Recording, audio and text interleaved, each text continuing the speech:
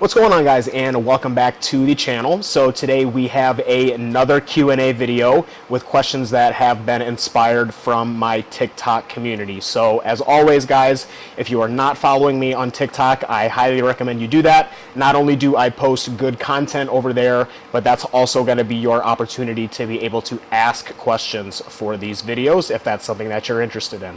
So let's just go ahead and get right into it. First question comes from DHSJ and a bunch of random letters. I'm not going to say that. But they ask, if you have a bad day in the gym and regress on a lot of your lifts by a rep or two, would that session still build muscle? If so, is it worth it to go to the gym on extremely bad sleep? So kind of two questions in one there. I can see how they would be related, but kind of two different scenarios. So is it worth it to go to the gym on extremely bad sleep? I would say more often than not the answer is no.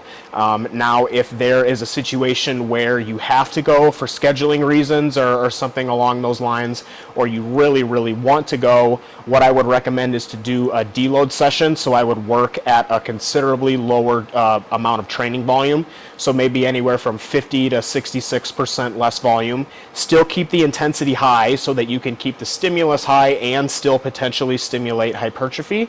But because your recovery capabilities for that day are going to be impaired because of the lack of sleep, which is our greatest recovery tool, I think you need to be smart about going into the gym and doing a session like that if you are going to be on bad sleep.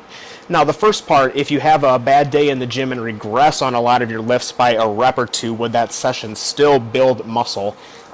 It depends. It kind of depends on the execution. If your execution was better, your eccentrics were better, you had a better rep tempo, and just total control was a lot better, and you just got a rep or two less, but maybe over the course of the total set you placed more tension within the muscle, yes, it still could potentially build muscle. But if all things are equated and you regress by a rep or two, I would kind of be hard-pressed to say that that would stimulate hypertrophy most of the time. Remember, the thing that does stimulate hypertrophy is the phenomenon of progressive overload, progressively increasing the amount of tension that we're placing on a muscle. So we need to continuously be inflicting a stimulus that our body has never experienced before.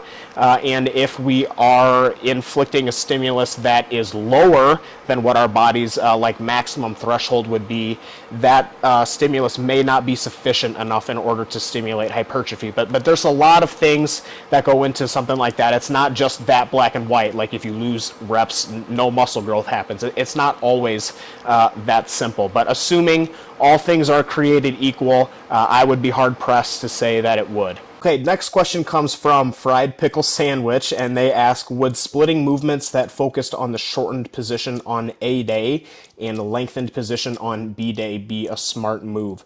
So I don't actually think so. I think that we want a variety of stimuli within the same session. We want to do exercises that overload the short, and we want to do exercises that overload the lengthened, specifically the lengthened, because the lengthened and mid-range position is going to be where we stimulate the most amount of hypertrophy. So I do not think that splitting them into different days would be a wise idea. I would order them within the same session, and I would just structure your your sessions in a way that is more appropriate and fitting to the strength curve of the muscle. Okay, next question comes from Sal Perello, and this is a three-part question. I'm not going to read all of it, but basically he asks if he is playing pickup basketball, is that going to hinder his recovery? He mentions that he eats enough to account for the burnt expenditure and still wants to know if it's going to affect muscle. It's probably going to affect local fatigue, like in the legs, so you may not be able to train with as much leg volume as what you could have been doing if you weren't playing basketball, just because when you're playing basketball, you're still using those muscles isometrically. You're building up lactic acid and metabolites and stuff in there, so that is going to impact the recovery process. To a degree of how significant that is depends on how intense you're playing basketball, obviously, but you do mention that you're playing 7 to 8 hours a week, which in my opinion would be pretty considerable. So it's not going to affect gains, the only thing that it's really going to affect is the amount of leg volume that you could probably do. You would definitely be able to do more leg volume in the gym if you weren't playing basketball, but that's just the trade-off that you're going to have to make. Next question comes from McLovin261, and he asks, what drives you to stay focused and disciplined with your training? Where/what do you draw motivation, inspiration from? Really corny answer here, but I don't really draw motivation from a lot of things. I truly love training more than anything in the world. There's a saying that I heard, I don't remember who it was, that said it, but the person said that the guy who's motivated to go golfing on the weekends doesn't need to be motivated in order to do that. He looks forward to going and doing that. The guy that looks forward to playing poker doesn't need to be motivated to do that. He loves playing poker, and I love to train. If you guys can't tell by my content how deeply and how much I think about training and everything. It's literally the only thing that I think about all day, every day. And so I really don't have a lot of inspiration or motivation that I draw from. I like to watch other people, guys like AJ Morris, Kuba Chellin, who else? Jordan Peters, more so when he was actually really training, and guys along those lines to kind of learn, but I don't feel the need to watch those guys to motivate me in order to push me to the next level. I like to think that I'm pretty self-motivated and self-driven, and that's one of the things that I love about the way that I structure my training, is that taking progress in the gym is something that gives me that satisfaction of progress every single day, and so I'm really, really good in my opinion about being self-motivated. So that's kind of a pretty boring answer probably, but just it's the honest one. Next question comes from HHASJDBF, and they ask, is it possible to train every muscle group effectively with just free weights and a bench when you haven't got access to a gym? Yeah, of course. Most of us who are watching this video right now, that's probably all that we had available to us during the COVID period, if we were fortunate enough to have that available to us. I know that not everybody was.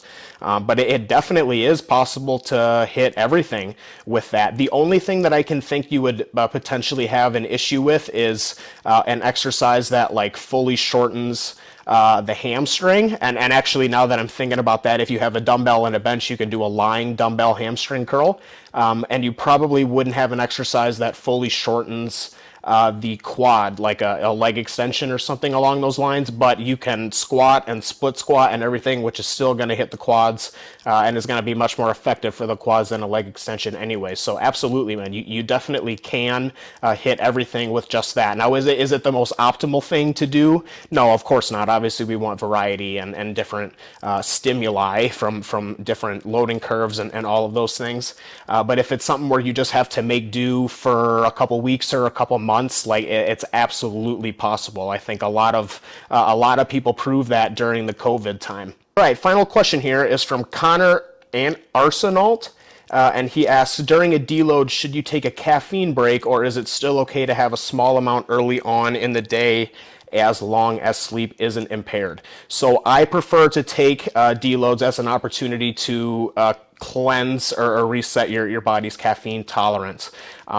For most people, I'm only going to be talking about people that I work with, really. From a lot of people that I work with, they're really only using caffeine around the workout time, and so I do see a benefit in reducing caffeine around that time if it's something that's possible. Now, obviously, if you enter a deload and you're working a really, really busy week at work, or you have finals week or something like that, and you still need it, then if life gets in the way and you really feel like you need it, then I think it's fine to use it. But if we're talking about a picture perfect scenario here where you have the opportunity to get rid of it without any detriment, I think that definitely is in your best interest to use a deload just to kind of reset your caffeine tolerance, so that when you get back into real hard training, you can actually use the caffeine as a tool. Because I think we all kind of get to that point where we're using caffeine every day and it just isn't really doing anything anymore.